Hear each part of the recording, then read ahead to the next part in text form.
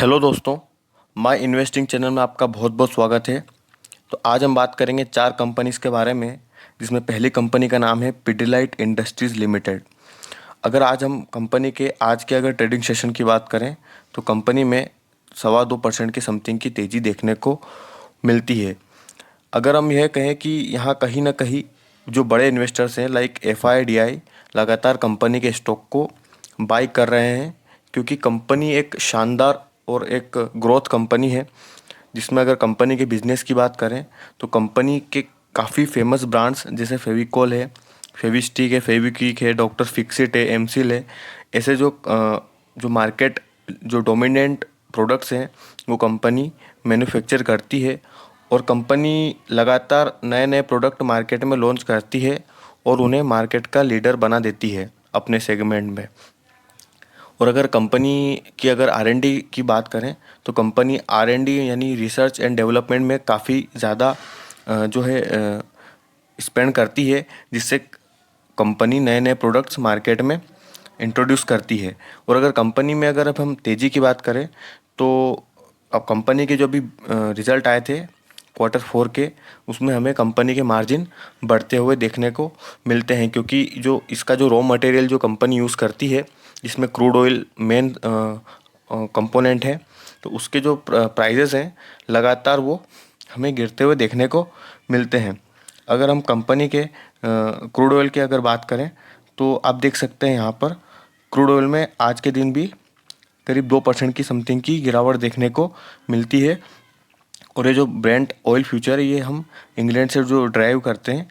India में यही चलता है। तो आप देख सकते हैं $76 पर बैरल पर अभी क्रूड ऑयल चल रहा है। और अगर हम पिछले कुछ टाइम की अगर बात करें तो यहाँ पर जब रशिया यूक्रेन का वॉर हुआ था, तो यहाँ पर जो ये क्रूड ऑयल है ये करीब $120-125 पर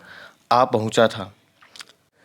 जिस वजह से ओवरऑल पूरे इंडिया की जो इकोनॉमी है उस पर एक बड़ा काफ़ी डेंट पड़ा था। क्योंकि जो इंडियन इकोनॉमी है वो ज़्यादातर अपना जो इंपोर्ट करती है वो सबसे ज़्यादा क्रूड ऑयल ही इंपोर्ट करती है अदर कंट्रीज से, क्योंकि हम ज़्यादातर जो क्रूड ऑयल है वो प्रोड्यूस नहीं कर पाते हैं, और जो इकोनॉमी हमारी चलती है वो क्रूड ऑयल पर ही चलती है। तो हम अदर कंट्रीज से क्रूड ऑयल इंपोर्ट करते हैं। और ये जो प्राइस अभी रशिया यूक्रेन में पहुंच गया था करीब $125-130 के आसपास, जिससे जो ये कंपनीज हैं जो अपने रॉ मटेरियल के तौर पर क्रूड ऑयल को यूज़ करती है, जैसे पिडिलाइट है और एशियन पेंट है और केमिकल जो कंपनीज होती है, ये क्रूड ऑयल को ही यूज़ करती है। और अगर इसके प्राइस बढ़ेंगे तो ऑब्वियसली इन्हें महंगा ख़रीदना पड़ेगा क्रूड ऑयल को, और इनके जो लागत है, कॉस्ट है प्रोडक्ट्स बनाने की, वो बढ़ जाएगी और मार्जिन इनके कम होंगे। तो यहाँ पर जो आप देख सकते हैं, यहाँ पर इनका सब कंपनीज़ के मार्जिन कम हुए थे, और अब जो धीरे धीरे यहाँ से ये गिरता गिरता $76 पर आ पहुँचा है। तो ये इन कंपनीज़ के लिए भी काफ़ी अच्छी गुड न्यूज़ है, और ओवरऑल हमारी इंडियन इकोनॉमी के लिए भी काफ़ी अच्छी न्यूज़ है। क्योंकि अगर क्रूड ऑयल बढ़ेगा तो डेफिनेटली इन्फ्लेशन बढ़ता है, और इन्फ्लेशन बढ़ेगा अगर महंगाई बढ़ेगी तो आरबीआई जो है इंटरेस्ट जो रेट है वो कट करेगा, और ओवरऑल हमें कंट्री में और अदर कंट्रीज़ में भी मंदी देखने को मिल सकती है। तो आप यहाँ देख सकते हैं, यहाँ पर पिडिलाइट इंडस्ट्रीज का ये चार्ट है। तो आप यहाँ देख सकते हैं कि कंपनी जो है अपने सपोर्ट से ऊपर की ओर घूम चुकी है, और अपने लगातार जो है ऊपर की ओर कंपनी का ट्रेंड बन चुका है। यहाँ पर लगातार बड़े इन्वेस्टर जो हैं बाइंग कर रहे हैं, क्योंकि कंपनी ओवरऑल कंपनी जो मार्केट की डोमिनेंट प्लेयर है, और अपने जो आरएनडी है और केपेक्स है वो काफ़ी लगातार तेज़ी से बढ़ा रही है। तो यहाँ पर लगातार आप देख सकते हैं कंपनी के जो मार्जिन है वो इम्प्रूव होंगे, और यहाँ पर हमें लगातार कंपनी के स्टॉक में तेज़ी देखने को मिल सकती है। तो अगर आपके पास कंपनी का स्टॉक है तो आप कंपनी को डेफिनेटली होल्ड कर सकते हैं, और अगर आपके पास एक भी स्टॉक नहीं है तो आप यहाँ पर बाइंग कर सकते हैं। आप ये ऐसा नहीं हो कि आप यहाँ पर आ जाए और कंपनी के स्टॉक को आप ऑल टाइम हाई पर बाय करें। अभी भी कंपनी के स्टॉक को बाय करने का मौका है, तो आप यहाँ पर कंपनी के स्टॉक्स को बाय कर सकते हैं। सेकेंड कंपनी का नाम है लेटेंट व्यू एनालिटिक्स। आप देख सकते हैं कंपनी में हमें एक भारी गिरावट देखने को मिलती है आज के ट्रेडिंग सेशन में, जिसमें आप देख सकते हैं 10% की एक गिरावट देखने को मिलती है, क्योंकि कंपनी ने कल अपने रिजल्ट अनाउंस किए थे। जिसमें अगर हम रिजल्ट अगर देखें एक बार तो आप देख सकते हैं सेल्स तो ईयर ऑन ईयर बढ़ी है, लेकिन जो इबिट्टा मार्जिन है और प्रॉफिट में हमें डिक्लाइन देखने को मिलता है। 4% की हमें कंपनी का डिक्लाइन देखने को मिलता है नेट प्रॉफिट में। ईपीएस भी कंपनी का गिरा है। तो ओवरऑल मार्केट को कंपनी के जो रिजल्ट्स हैं वो बिल्कुल भी पसंद नहीं आए, और आप देख सकते हैं जो मार्केट ने उसका जो रिएक्शन है वह प्रोवाइड कर दिया है। और अगर मैनेजमेंट की अगर कमेंट्री की बात करें तो मैनेजमेंट का ये कहना है कि जो मैक्रो इकोनॉमिक फैक्टर्स है यूएसए में, कंपनी ज़्यादातर काम 95% काम यूएसए से ही कंपनी को मिलता है। तो वहाँ पर जो इंटरेस्ट रेट बढ़ रही है जिससे डिमांड को तोड़ा जा रहा है इन्फ्लेशन को कम करने के लिए, और अगर डिमांड टूटेगी तो कंपनी जो है वहाँ की कंपनी जो ले ऑफ्स कर रही है, लगातार अपने जो एम्प्लॉयज़ है उनकी छटनी कर रही है,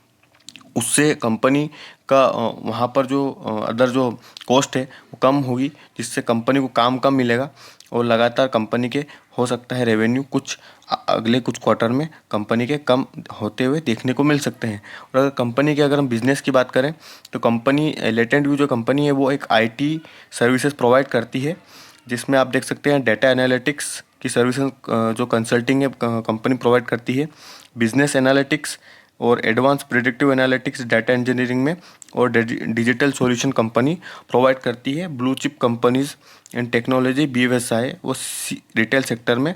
कंपनी अपनी सर्विसेज को प्रोवाइड करती है। इसके अलावा अगर हम देखें तो कंपनी अदर जो इंटरनेशनल ऑपरेशंस हैं अदर कंट्रीज़ में भी कंपनी अपने बिजनेस को एक्सपेंड कर रही है, जिसमें यूनाइटेड स्टेट्स देखने को मिलता है, यूरोप है, एशिया है, और अगर कंट्रीज़ की बात करें तो United states, Netherlands, Germany, United kingdom, Singapore और अदर कंट्रीज़ में भी कंपनी जो है अपने बिजनेस को सक्सेसफुली रन कर रही है।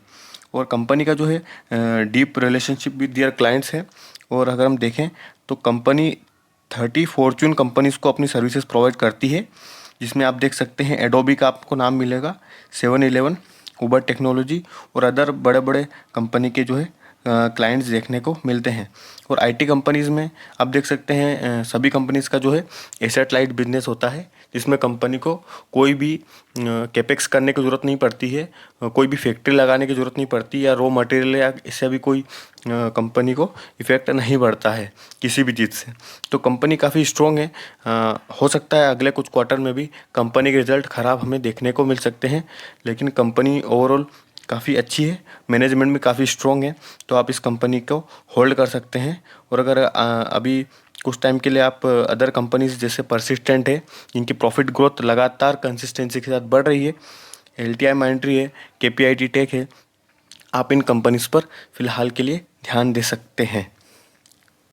तीसरी कंपनी का नाम है वरुण बेवरेजेस लिमिटेड। कंपनी का अगर शॉर्ट में नाम देखें तो VBL है। और आप देख सकते हैं कंपनी में आज के अगर ट्रेडिंग सेशन की बात करें तो कंपनी में हमें करीब 6% के समथिंग की तेज़ी हमें देखने को मिलती है। और कंपनी का जो स्टॉक है लगातार अपने ऑल टाइम हाई को टच कर रहा है, क्योंकि कंपनी लगातार रोबस्ट रिजल्ट डिक्लेयर करी, जिसमें अगर हम अभी के जो लेटेस्ट Q4 के अगर रिजल्ट देखें तो जिसमें आप देख सकते हैं रेवेन्यू भी काफ़ी अच्छे परसेंटेज से बढ़ा है, और नेट प्रॉफिट भी 70% से ईयर ऑन ईयर काफ़ी शानदार हमें कंपनी के प्रॉफिट में ग्रोथ देखने को मिलती है। और ओबियसली जो कंपनी का जो स्टॉक होता है वो अपने प्रॉफिट को ही फॉलो करता है। अगर कंपनी अच्छे रिजल्ट डिक्लेयर करेगी, प्रॉफिट अच्छे परसेंटेज से बनाएगी, तो डेफिनेटली जो स्टॉक है वो लगातार अपने ऑल टाइम हाई को टच करेगा। अगर हम कंपनी के अगर बिजनेस को अगर देखें तो कंपनी के पास जो पेप्सिको है, USA की जो कंपनी है उसकी फ्रेंचाइजी है, पेप्सिको की फ्रेंचाइजी है 1990 से। और अगर हम कंपनी के अगर अदर जो अगर आप देखें तो लार्जेस्ट फ्रेंचाइजी है पेप्सिको की इन द वर्ल्ड में। और अगर हम कंपनी का डिस्ट्रीब्यूशन नेटवर्क देखें तो काफ़ी स्ट्रॉन्ग है, और कंपनी कार्बोनेटेड ड्रिंक्स बनाती है जो पैकेज वाली होती है। पेप्सिको के अगर अदर ब्रांड्स अगर हम देखें तो आप देख सकते हैं company Pepsi, 7 up, Mirinda, orange, Mountain Dew, Tropicana juices और स्टिंग है, और अदर कुरकुरे वगैरह हैं, वो सब कंपनी मैन्युफैक्चर करती है। और कंपनी का अगर हम प्रेजेंस देखें तो कंपनी का जो प्रेजेंस है वो 6 कंट्रीज़ में कंपनी का ऑपरेशन चल रहा है, जिसमें अगर श्रीलंका और नेपाल और अदर कंट्रीज़ भी देखें, अफ्रीका में भी कंपनी, मोरक्को में भी है, जिम्बाब्वे में भी है, और अदर कंट्रीज में भी कंपनी काफ़ी अच्छे से एक्सपेंशन कर रही है। और अगर हम आगे अगर कंपनी के स्टॉक की अगर एनालिसिस करें प्राइस की, तो कंपनी लगातार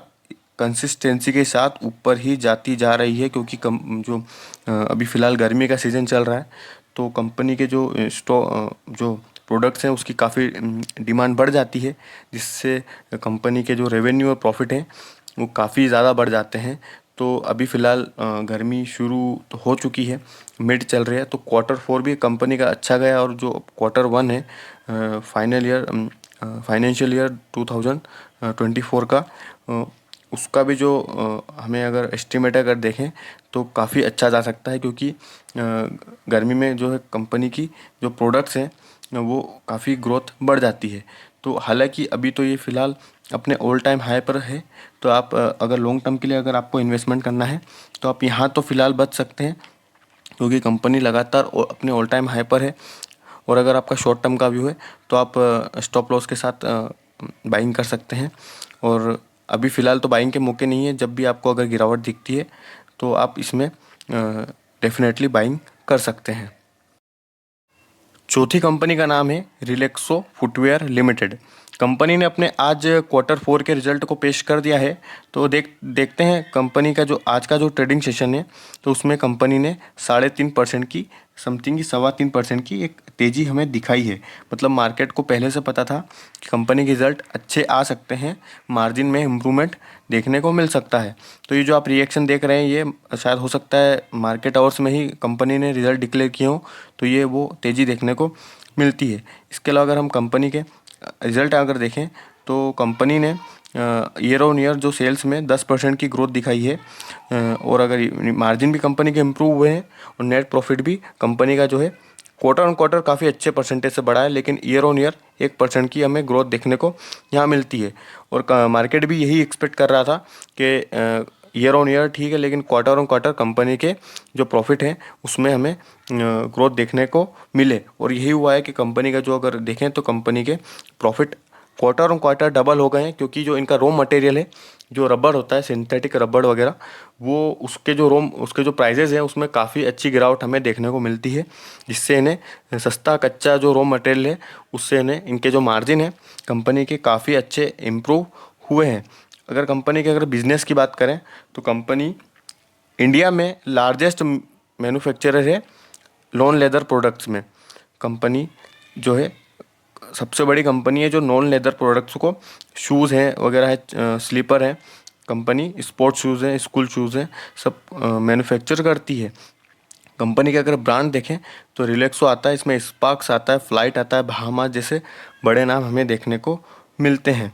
और अगर हम कंपनी के चार्ट को अगर एनालिसिस करें तो कंपनी का जो स्टॉक है काफ़ी लगातार कुछ टाइम से हमें डाउन ट्रेंड में देखने को मिलता है, क्योंकि कंपनी के जो प्रॉफिट है काफ़ी शार्पली डिक्लाइन हुए थे बिकॉज ऑफ डिमांड, और जीएसटी भी बढ़ा था, जिससे भी कंपनी जो प्रोडक्ट है उनकी डिमांड घटी थी, और मार्जिन भी कंपनी के काफ़ी ज़्यादा श्रिंक हुए थे, जिससे कंपनी को अपने प्रोडक्ट्स के दाम बढ़ाने पड़े थे, और हमें डिमांड में जो है रेवेन्यू में डिक्लाइन देखने को मिली थी। लेकिन अब जो है मार्जिन भी काफ़ी अच्छे